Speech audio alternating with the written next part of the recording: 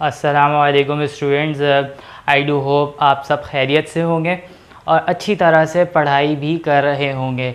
अच्छा, आज हम लेक्चर नंबर 9 में पढ़ने वाले हैं थर्मो रेगुलेशन। लास्ट टाइम तक लेक्चर नंबर 8 में हमने एक्सक्रीशन को कवर अप कर लिया था, जिसमें हमने एक्सक्रीशन इन मैन को पढ़ा था बहुत ज़्यादा डीपली और इसको अच्छी तरह से पढ़ा था। आई डू होप वहाँ तक कोई डाउट नहीं होगा। अगर था भी तो मेरे पास किसी का मैसेज नहीं आया। तो बच्चों एक बात याद रखो, अगर आपका कोई भी डाउट है, किसी भी किस्म का कोई भी प्रॉब्लम है, किसी भी किस्म, मेरे पास 2-4 बच्चे हैं फर्स्ट ईयर में हैं जो मुझसे पूछते हैं, कोऑर्डिनेट करते हैं, बहुत सारी चीज़ें पूछते हैं। इवन 9th के बच्चे मुझसे पूछ रहे होते हैं। सेकेंड ईयर से अभी तक किसी ने इतने ज़्यादा पूछी नहीं है। बस एक स्टूडेंट का मैसेज आया था जिसको ऑस्मो रेगुलेशन से रिगार्डिंग कुछ प्रॉब्लम थी। तो या तो आप बहुत ज़्यादा माशाल्लाह जीनियस बच्चे हो, लेकिन अगर आप नॉन सीरियस हो, बस जो समझा दिया, पढ़ देख लिया लेक्चर, ठीक है नहीं है, तो ये चीज़ ना करना। तो करना आपने ये है कि जो भी प्रॉब्लम हो किसी भी किस्म का, without any hesitation, without any किसी भी किस्म का दबाव, किसी भी किस्म से कि हेजिटेट नहीं करना आपने, और आपने क्या करना है, मुझसे पूछ लेना है। सही है, मैं यहाँ आपको गाइड करने के लिए ही बैठा हूँ। अच्छा, तो देखो अब तक हमने एक्सक्रीशन को कवर अप कर लिया। एक्सक्रीशन में किडनी पढ़ा, लिवर पढ़ा, किडनी के फंक्शन को पढ़ा, किडनी के स्ट्रक्चर को पढ़ा, ये सारी चीज़ें तक हमने लास्ट वीडियो में कवर अप कर लिया था। अब हम पढ़ेंगे थर्मो रेगुलेशन, जो कि हमारे चैप्टर का लास्ट टॉपिक है। तो 2 वीडियोज़ में ये थर्मो रेगुलेशन ख़त्म हो जाएगा, क्योंकि छोटा सा टॉपिक है, लेकिन छोटा सा टॉपिक भी है, लेकिन हम इसको डीपली पढ़ाने की वजह ये है कि ताकि आपको अच्छी तरह से प्रॉपर्ली समझ में आ जाए। तो बच्चों विदाउट वेस्टिंग एनी टाइम हम अपने टॉपिक को स्टार्ट करते हैं। Thermo regulation. थर्मो रेगुलेशन का मतलब क्या होता है? थर्मो रेगुलेशन, थर्मो का मतलब है हीट, रेगुलेशन का मतलब है maintenance. Basically it is the aspect of homeostasis, जिसमें मैंने डेफिनेशन क्या लिखी, it is the maintenance of body temperature within a range that enables the body to work efficiently. क्या मतलब है इसका? इसका मतलब ये है कि ये मेंटेनेंस का सिस्टम है बॉडी में, जिसमें बॉडी के टेम्परेचर को उस रेंज में रखा जाए कि जिसमें हमारी बॉडी एफिशिएंटली वर्क कर सके। देखो, हमारी बॉडी का जो इंटरनल एनवायरनमेंट है, उसका जो टेम्परेचर है, उसको कांस्टेंट रखना ज़रूरी है। वेरिएट नहीं करना चाहिए, बढ़ना भी नहीं चाहिए, कम भी नहीं होना चाहिए, क्योंकि हमारी बॉडी जो है एक ऑप्टिमम टेम्परेचर पे वर्क कर रही होती है। अगर उस ऑप्टिमम टेम्परेचर में वेरिएशन आएगी तो हमारी बॉडी की फिजियोलॉजी में भी डिस्टर्बेंस आ जाएगी। तो जिस डिस्टर्बेंस की वजह से डिफरेंट डिसऑर्डर्स प्रोड्यूस हो सकते हैं, डिफरेंट तरह की प्रॉब्लम क्रिएट हो सकती है। तो उस चीज़ से बचने के लिए हमारी बॉडी क्या करती है, टेम्परेचर को एक लिमिट में, एक रेंज में मेंटेन रखती है। जो हमारी बॉडी का, अगर हम अपनी एग्जांपल दें, ह्यूमन बॉडी की एग्जांपल दें, तो 37 डिग्री या 98 फ़ारेनहाइट, या फिर कह सकते हो 310 केल्विन का जो टेम्परेचर होता है हमारी बॉडी में, जो कि ऑप्टिमम टेम्परेचर है। ये वो टेम्परेचर है जिसमें हमारी बॉडी प्रॉपर्ली वर्क कर रही होती है। ज़रा सा रेज होता है टेम्परेचर, फॉर एग्जांपल अगर 38 हो जाए या 100 फ़ारेनहाइट हो जाए, तो उसमें क्या होने लग जाता है, तो उसमें होता ये है कि हम काम नहीं कर पाते, पायरेक्सिया फीवर हो जाता है हमें। सही है, तो बुखार में क्या हालत होती है आप सबको अच्छी तरह से पता है, क्योंकि हम में से सबको कभी ना कभी बुखार तो हुआ ही होगा। तो ये चीज़ें होती हैं कि बॉडी के टेम्परेचर को मेंटेन रखना ज़रूरी है। अच्छा, अब यहाँ पे एक बात है, एक्सटर्नल एनवायरनमेंट को, एक्सटर्नल टेम्परेचर को हम मेंटेन नहीं कर सकते, हम उसको रेगुलेट नहीं कर सकते हैं। सही है, वो तो चेंज होगा, वो बढ़ेगा भी, वो कम भी होगा, वो मेंटेन भी रहेगा, लेकिन उसके बढ़ने से, उसके कम होने से, उसके बढ़ने से हमारी बॉडी के इंटरनल टेम्परेचर पे कोई फ़र्क नहीं पड़ना चाहिए। तो इसको मेंटेन रखने के लिए जो सिस्टम होता है, इसको मेंटेन रखने के लिए जो मैकेनिज़्म होता है, वो कहलाता है थर्मो रेगुलेशन। तो ना सिर्फ हमारी बॉडी में, बल्कि दूसरे एनिमल्स, दूसरे प्लांट्स की बॉडी में भी क्या होता है, टेम्परेचर की रेगुलेशन हो रही होती है, उसका मैकेनिज़्म एक्ट कर रहा होता है। अच्छा, अब कैसे मैकेनिज़्म एक्ट करता है, क्या होता है? सबसे पहले हम पढ़ते हैं थर्मो रेगुलेशन इन प्लांट। तो देखो 2 रेंजेस होती हैं।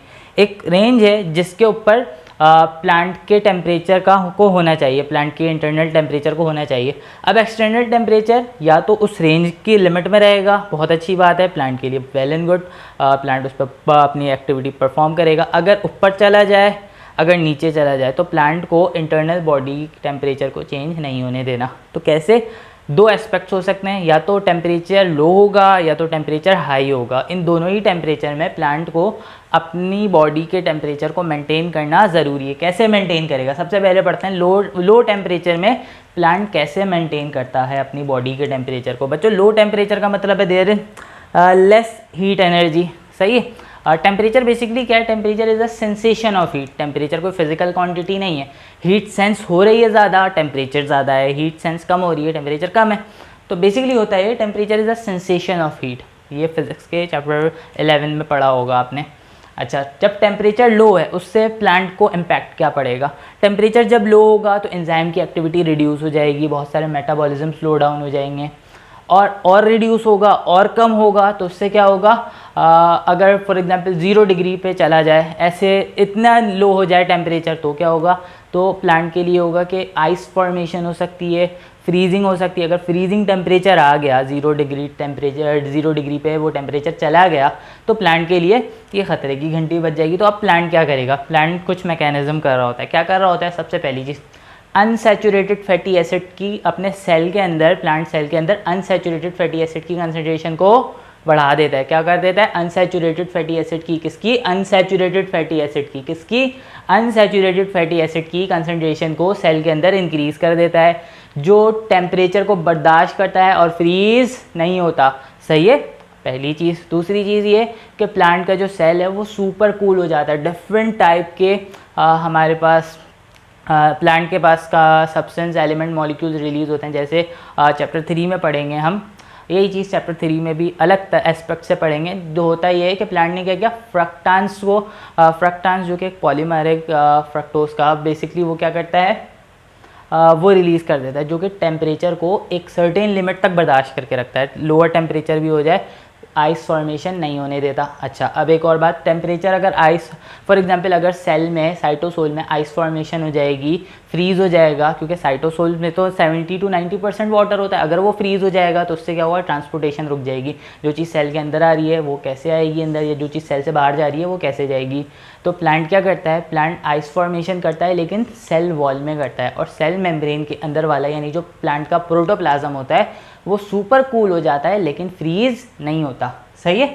तो इस तरह से प्लांट जो है, प्लांट की लिक्विड फॉर्मेशन जो है बरकरार रहती है, और प्लांट में क्या नहीं होता, प्लांट में कोई आइस फॉर्मेशन नहीं होती, प्लांट की एक्टिविटी रुकती नहीं है। सही है। अच्छा, दूसरी चीज़, हाई टेम्परेचर, अगर टेम्परेचर रेंज से ऊपर चला जाए तो क्या करेगा प्लांट। अगर रेंज से ऊपर जाएगा बच्चों, तो एक बात याद रखना, 40 डिग्री पे जब ऊपर चला जाता है ना, तो इस टेम्परेचर पे एंजाइम डीनेचर होना शुरू हो जाते हैं। इस टेम्परेचर को प्लांट का एंजाइम या इवन बहुत सारे एंजाइम, हमारी बॉडी के भी एंजाइम बर्दाश्त नहीं कर पाते, तो वो डीजेनेचरेशन हो जाती है। तो उससे बचना है, तो उससे बचने के लिए क्या करता है plant, heat shock protein form कर लेता है। हीट शॉक प्रोटीन का काम क्या होता है, हीट शॉक प्रोटीन ने क्या करना है, टेम्परेचर, हायर टेम्परेचर पे भी किसी भी कंपाउंड को, किसी भी सब्सटेंस को डीनेचर होने नहीं देना, उसको नहीं बिगड़ने देना। अच्छा, दूसरी चीज़ ये करता है plant, rate of transpiration increase हो जाता है। ट्रांसपायरेशन रेट जब इंक्रीज़ होगा तो एवापोरेशन होगी। ट्रांसपायरेशन फर्स्ट ईयर में पढ़ा होगा, ट्रांसपायरेशन दो मैकेनिज्म के ज़रिए से होता है, डिफ्यूजन और एवापोरेशन। और फर्स्ट ईयर में ये भी पढ़ा होगा, evaporation is the cooling process. जब एवापोरेशन होती है तो क्या होता है, कूलनेस जनरेट होती है। अच्छा, इसको मैं थोड़ा सा एक्सप्लेन कर देता हूँ, ये बात आपको बहुत अच्छी तरह से समझ में आ जाएगी।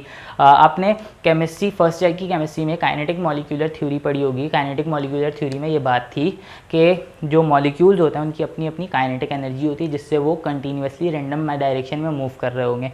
उसी का पॉइंट नंबर 5 ये था कि जो काइनेटिक एनर्जी होती है वो एब्सोल्यूट टेम्परेचर के ऊपर डिपेंड करती है। काइनेटिक एनर्जी ज़्यादा है, टेम्परेचर ज़्यादा है। सही है। अच्छा, तो अब इसको देखो, मॉलिक्यूल्स ज़्यादा होंगे तो काइनेटिक एनर्जी ज़्यादा होगी, एनर्जी ज़्यादा होगी, टेम्परेचर भी ज़्यादा होगा। तो जब एवापोरेशन होती है तो मॉलिक्यूल्स क्या करते हैं, एवापोरेट, उस सरफेस को छोड़ देते हैं। सरफेस को छोड़ गए, फॉर एग्जांपल अगर ये यहाँ पे मॉलिक्यूल्स हैं बहुत सारे, इन सब की काइनेटिक एनर्जी का सम करो, सबकी काइनेटिक एनर्जी ज़्यादा होगी तो क्या होगा, टेम्परेचर भी ज़्यादा होगा। अब अगर आहिस्ता आहिस्ता करके मॉलिक्यूल्स यहाँ से इसको छोड़ते हुए जा रहे हैं तो क्या होगा, मॉलिक्यूल्स की तादाद कम हो जाएगी, मॉलिक्यूल्स की तादाद कम होते होते क्या होगा, काइनेटिक एनर्जी कम होगी, काइनेटिक एनर्जी कम हो गई, टेम्परेचर भी कम हो गया। तो खैर ये एक फिनोमेना है, बहुत लंबी बात है, लेकिन मैंने उसको जस्ट आपको ये बात समझ में आ जाए कि ट्रांसपायरेशन से टेम्परेचर कैसे रिड्यूस होता है, ये बात बता दी। क्योंकि ट्रांसपायरेशन में एवापोरेशन हो रही होती है, evaporation is the cooling process. अच्छा, यहाँ तक आई डू होप आपको बात अच्छी तरह से प्रॉपर्ली समझ में आ गई होगी। अब आगे बढ़ते हैं, ये तो हमने प्लांट की बात कर ली, सही है। आगे बढ़ते हैं, थर्मो रेगुलेशन इन एनिमल्स, सही है। थर्मो रेगुलेशन इन एनिमल्स पढ़ना है, फिर थर्मो रेगुलेशन इन मैन पढ़ना है। तो आज हम एनिमल तक बात करेंगे, इंशाल्लाह कल की वीडियो में हम थर्मो रेगुलेशन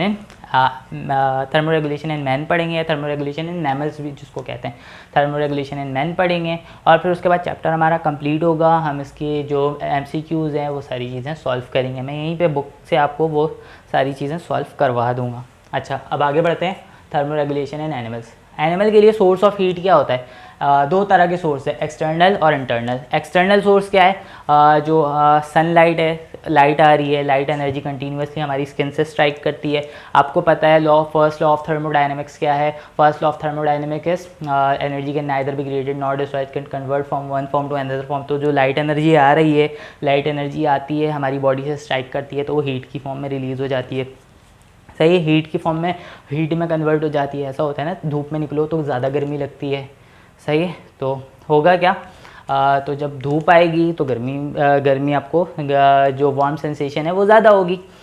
तो होगा ये कि एक्सटर्नल सोर्स है वो एनर्जी का।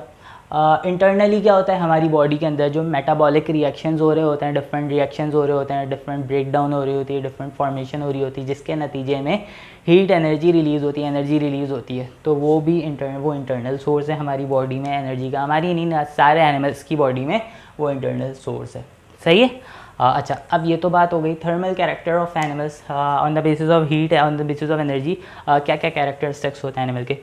हमारे pass on that basis animals को दो हिस्सों में डिवाइड किया गया था, पोइकिलोथर्म्स और होम्योथर्म्स। क्या मतलब था इसका, पोइकिलोथर्म्स और होम्योथर्म्स का। पोइकिलोथर्म्स को हम आम भाषा में, आम अल्फाज में आपने 9th क्लास में पढ़ा होगा कोल्ड ब्लडेड एनिमल, और होम्योथर्म्स को पढ़ा होगा वार्म ब्लडेड एनिमल्स, सही है। पहले कहा जाता था, फिर इसको टर्म को रिप्लेस किया गया पोइकिलोथर्म से, अब इसको भी रिप्लेस कर दिया गया। तो बेसिकली होता ये था कि जो अपनी बॉडी का टेम्परेचर मेंटेन नहीं कर पाता था उसको वार्म ब्लडेड या कोल्ड ब्लडेड या पोइकिलोथर्म्स कहा जाता था। जो अपनी बॉडी का टेम्परेचर मेंटेन कर लेता था उसको होम्योथर्म या वार्म ब्लडेड कहा जाता था। होता यह था कि फ्रॉग की एग्जांपल ले लो, एक्सटर्नल टेम्परेचर बढ़ेगा, गर्मियाँ पड़ेंगी, मड में चला जाएगा, सही है। फिर बाहर आएगा, टेम्परेचर मेंटेन होगी, बारिश हो गई, टेम्परेचर मेंटेन हुआ, बाहर आ गया। फिर उसके बाद सर्दियाँ पड़ी, ठंड पड़ गई, फिर मड में चला गया। सर्दियों में जा रहा है हाइबरनेशन, गर्मियों में जा रहा है एस्टिवेशन। तो क्या हो रहा है, टेम्परेचर की वेरिएशन से क्या जा रहा है, वो मड में चला जा रहा है ताकि अपनी बॉडी के इंटरनल टेम्परेचर को मेंटेन रख सके। तो ये मेंटेनेंस करने के लिए, क्योंकि वो अपनी बॉडी, उसकी बॉडी का इंटरनल टेम्परेचर खुद से मेंटेन नहीं हो सकता, उसको खुद कोई बिहेवियर, कोई ऐसा मैकेनिज्म अडेप्ट करना पड़ेगा कि वो अपनी बॉडी के टेम्परेचर को मीडिएट कर सके। फिशेज़ हैं नॉर्मल टेम्परेचर पे ऊपर अपर सरफेस ऑफ वाटर होती हैं, जैसे ही टेम्परेचर बढ़ता है या कम होता है वो लोअर सरफेस पे चली जाती हैं।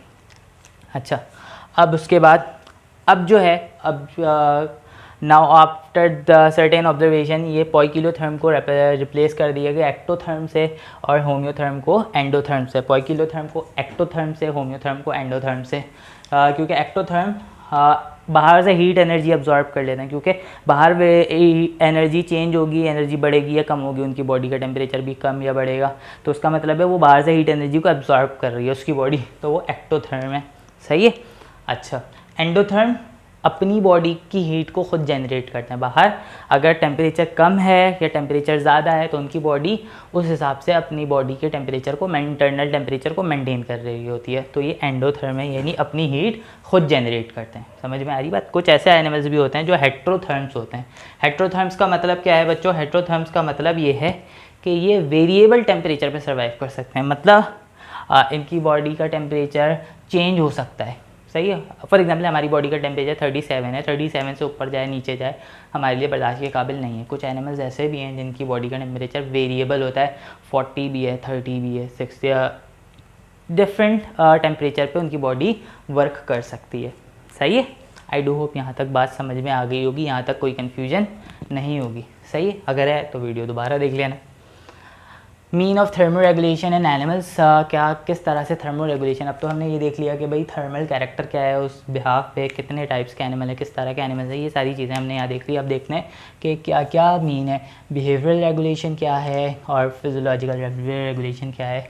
गर्मियाँ होती हैं, क्या करते हो, बिहेवियरल रेगुलेशन को पहले पढ़ते हैं। हम क्या करते हैं, क्या कहते हैं, गर्मियाँ हैं सर्दियाँ हैं, हम क्या कर, गर्मियाँ हैं रोज़ नहा रहे हैं, ठंडी जगहों पे बैठ रहे हैं, सही है, एसी फुल पे चला रहे हैं, फ़ैन ऑन करके रख रहे हैं, ये सारी चीज़ें ये हमारा बिहेवियर है। इसके अलावा क्या कहते हैं, हल्के कपड़े पहन रहे होते हैं, ऐसा नहीं है, कभी नहीं देखा होगा कि गर्मियाँ बहुत तेज़ हैं और कोई सूट बूट में टाई लगा के कोट पैंट पहन के धूप में बैठा हो, ब्लैक कलर का वो भी, तो ऐसा देखने में नहीं मिलेगा, सही है।